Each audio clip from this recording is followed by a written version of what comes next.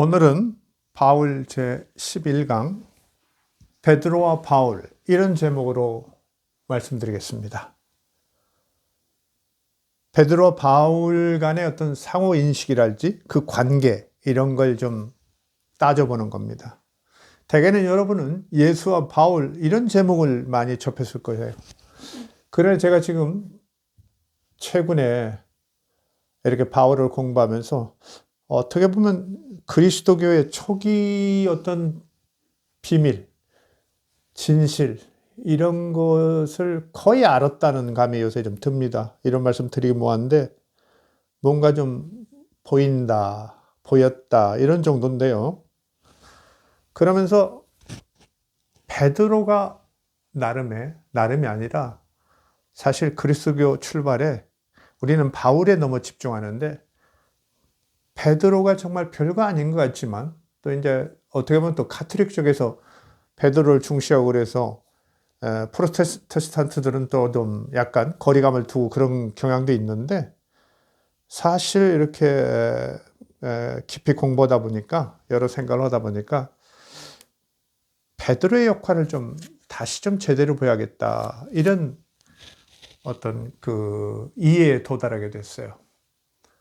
그래서 상당히 그걸 여러 가지를 맞춰본 결과 상당히 그 설득력이 있다고 생각돼서 오늘 일단 베드로와 바울 이런 제목으로 말씀드리고요.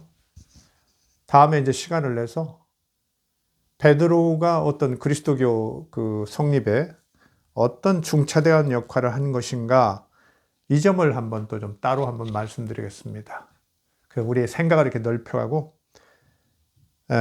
정말 감춰진 진실에 한번 접근해보는 그런 기회들이 될 것 같습니다. 그래서 오늘은 그냥 일단 베드로와 바울에 대한 베드로 오면 이제 베드로 개인뿐만 아니라 예수의 직접 제자들, 베드로가 대표하는 그런 예수의 제자들, 직제자들 이런 사람들과 바울의 관계 그리고 뭐 당연히 그들의 신앙 또 신학 이런 게 중심이 되겠죠. 뭐 만나보지도 않았을 때 아무 관계도 없을 때야 정말 뭐 관계가 무슨 의미가 있겠어요. 그래 이제 그 그리스도교로 회심하고 그 이후의 그 관계, 그들의 상호인식, 그들의 신앙과 신학 이런 것들을 좀 주목해 보자는 겁니다. 여러분이 뭐 야훼나 과거에 역사적 예수 강의보다도 최근에 바울 강의에는 조금 그 뭐랄까요 관심도가 조금은 낮은 것 같은데 조금 좀 적극적인 그런 좀 경청을 좀 바랍니다. 왜 그러냐면은 바울까지 정말 제대로 읽어내지 않으면은 그리스도교 전반의 어떤 진실, 기본 골격 이걸 아는 것이 좀 어려워요. 저도 생각한 것 이상으로 바울 공부를 하면서 바울을 넘어서서 정말 그리스도교 전체 그리고 이제 또 이렇게 바울을 연구하다 보니까 또 베드로의 역할, 그 제자들의 그 별로 눈에 띄지 않지만 정말 예수님한테 엉뚱한 소리 나고 혼나고 오는 그 제자들, 복음서에도 그렇게 나오죠. 그러나 그들이 바울 이전에 이미 역할을 하고 있거든요. 그래서 기독교에 정말 원초적인 골격을 세워놓는데 그들의 역할이 없을 수가 없는 거죠. 그래서 그걸 조금 마음속에 두고 있었는데 최근에 이런 것을 종합적으로 점검하다 보니까 그렇구나. 그 베드로랄지 12제자들 그 예수의 측근 그 추종자들의 역할이라는 것이 좀 숨겨져 있었구나. 매우 중요하구나.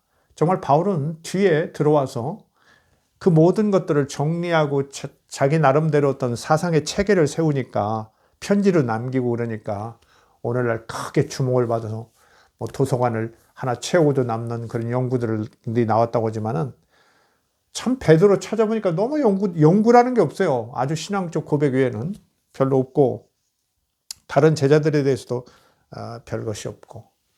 그래서 우리가 이제 그 뭡니까 그 토마복음 그것이 이제 발견되니까 아주 그냥 굉장히 좀 난리를 쳤죠. 대단한 건 줄 알고. 물론 지금도 대단하다고 생각하는 그런 분들도 많고 저도 뭐 그게 뭐 정말 형편없다 이런 얘기는 아니지만은 정말 전체 제자들의 모습, 그들의 신앙이나 신학 이런 것들이 드러나지 않고 체계화되지 않고 더군다나 문서로 글자로 남겨지지 않았다고 하더라도 그들의 역할은 나름 매우 중요하다. 왜? 거기서 발생을 했기 때문에요. 부활 신앙도 발생하고. 그렇죠? 부활이라는 게 얼마나 어렵습니까? 예수님이 부활하는 건 어렵지 않다니까요. 진짜 성경이 얘기하는 대로 하면. 진짜 신의 아들이 부활하는 게 무슨 일이겠어요? 하나님이 십자가에서 죽이고 살리고 그게 뭔 어려움이 있겠어요? 그렇죠? 진짜 어려운 건 부활 신앙을 갖는 거예요, 인간들이. 부활이라는 거 한 번도 못 봤는데. 그렇죠? 그 부활 신앙을 많은 사람들이 갖는 거죠. 그야말로 눈에 찌라르가 얘기하는 대로 모방의 회오리가 막 불어붙여서 그렇게 됐다. 그런 해석도 가능하겠지만은 어쨌든 대단히 어려운 거죠. 우리 평범한 사람들이 부활 신앙 갖는다는 건 너무 어려운 거죠. 지금도 우리 크리스찬들 중에서도 그걸 갖지 못한 사람이 있는 거 아닙니까? 그래서 이 베드로와 바울 문제를 이렇게 잘 대비하면서 바울 이전에 베드로를 위한 제자들의 큰 역할, 공백이 없는 그 역할, 그 다음에 또 중요한 것 중에 하나는 우리는 이제 바울 서신 때문에 바울 얘기만 주로 알지만은 바울이 활동할 때에도 이 제자들의 영향력 이런 거는 더 넓은 지역에서 행사되어 있었던 거죠. 이제 바울이 바로 편지 쓰고 있는 노마 교회 같은 데도 그 노마 교회의 어떤 신앙이 어디서 왔겠어요? 누가 와서 노마에 그리스도교 신앙을 퍼뜨렸는 이런 건 잘 모르겠지만 퍼뜨린 최초의 선교사들 이런 사람들이 다 예수 근처에 있고 특히 이제 베드로랄지 요한 이런 사람들의 어떤 초기 예루살렘 신앙 공동체의 어떤 영향 속에서 영향을 받아서 그들이 왔을 건 말할 것 없잖아요. 그런데 그 결과들이 결국은 그렇게 바울 이후에 그런 어떤 이런 제자들의 영향력이나 이런 것들도 다 모아져 가지고 그것들이 이제 복음서로도 뒤에 나와 있죠. 그래서 이제 그리스도교의 어떤 기본 경전들이 갖추게 되는데 오늘 이 베드로와 바울, 베드로가 대표하는 예수의 제자들과 뒤늦게 들어온 편입생이라고도 할 수 있고 참 이렇게 할 수 있는 어떻게 보면 양자 들어온 바울인데 이 두 축의 어떤 뭐라고 할까요? 어떤 가지고 있는 신앙의 어떤 기본 양태랄지 그래서 그들의 차이, 거리감 또한 그들이 서로 거리감은 있지만 또 적당히 또 존중하지 않을 수 없는 그런 상황에서 초기 그리스도교가 형성되는 신앙과 신학이 형성되는 그 모습을 한번 우리가 찾아보겠다는 겁니다. 먼저 제자들의 신학을 보겠습니다. 저 위에 베드로를 위시한 베드로가 대표예요. 왜 베드로를 대표로 하느냐 보면 다 아시죠? 첫 번째 제자고 그렇죠? 예수님이 부를 때 갈릴리에서 고기 잡다가 처음 나선 사람이고 그렇죠? 또 대표자로서 신앙 고백도 하고 또 고민도 많이 하죠. 예수님을 3번 부인했다고 하는데 그것 때문에 그래도 부인했건 어쩌건 그리고 다 도망갔는데 그래도 예수님 잡혀갔는데 마지막까지 간 사람이 또 베드로예요.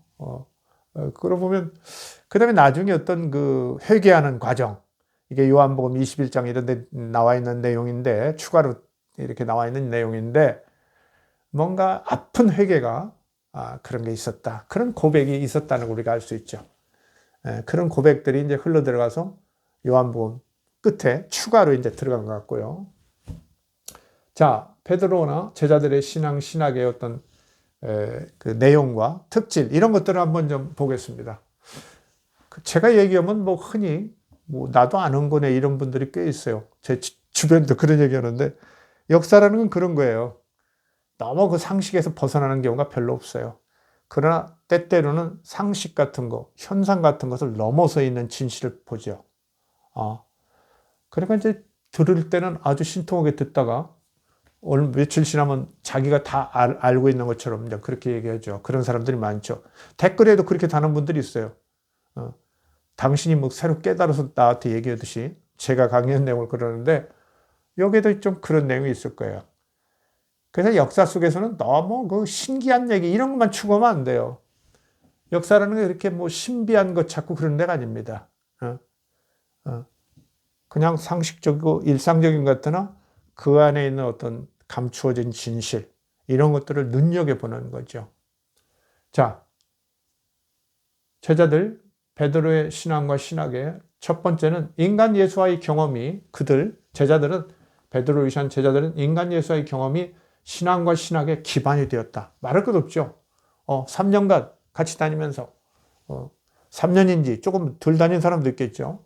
그런 경험. 그것들이 신학의 기반이 돼요. 근데 이제 자기들이 이제 예수에 대해서 메시아인지 어쩐지도 막 의견이 갈리고, 그렇죠? 예수의 그 비유 같은 것도 다 알아듣지 못해가지고 막 혼나고, 뭐 또 추가로 물어보고 막 그런 것도 복음서에 있고 그러죠? 그게 참 진실일 가능성이 높거든요. 제자들의 어떤 단점을 얘기하는 거 이런 것들은 상당히 이제 역사성이 있다고 보이는데, 그러고 보면 이 사람들의 어떤 신앙이나 신학은 상당히 모호하고 혼란을 겪었고 조금 막연한 면이 있었어요. 막연한 면이 있습니다. 그러나 이제 그들이 결국은 어때요? 예수의 부활신앙을 갖게 된단 말이죠. 어쨌든. 정말 예수님이 찾아왔건, 저 같은 경우는 그렇게 안 보는 거죠. 자기 안에 어떤 회심이랄지 어떤 심리적, 종교적 현상으로 뭐 이렇게 철저히 회개하며 반성하다가, 뭐 참 죄 많이 진 부모님이 쩍 나타나서 위로하듯이 예수님이 나타날 수도 있거든요. 어쨌든 인간 예수와의 경험이 신앙의 기반이 되고, 그래서 이들은 그렇게 옆에서 그렇죠.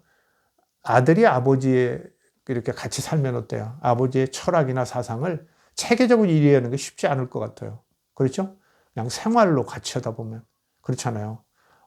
밖에서 삼자는 아주 그럴듯하게 정리를 잘 하는데 아들이 철학자의 뭐를 이렇게 잘 정리하고 그런 경우가 얼마나 있는지 모르겠어요. 어쨌든 그러나 그 아들이 갖고 있는 내공은 무시할 수 없겠죠. 내공 무시할 수 없죠. 그러고나 갔다는 거죠. 모호하고 혼란하고 막연하기도 하지만은 하여튼 인간 예수와의 그런 3년의 공생활, 그건 그들의 신앙과 신학의 막대한 힘일 것이다. 아주 대단한 힘일 것이다. 뭔가 그냥 걱정하면 든든함. 그렇죠? 제가 가끔 얘기하는 모태신앙의 어떤 그런 든든함, 그런 거죠. 모태신앙하면 열심히 욕하는 분들 더러 있는데, 그렇죠? 그러지 말라고 제가 그랬죠. 오랜 시간이라는 거, 오랜 경험이라는 건 존중해야 돼요. 늘 존중해야 합니다. 거기에 힘이 있거든요. 그 자체가. 힘이 있어요.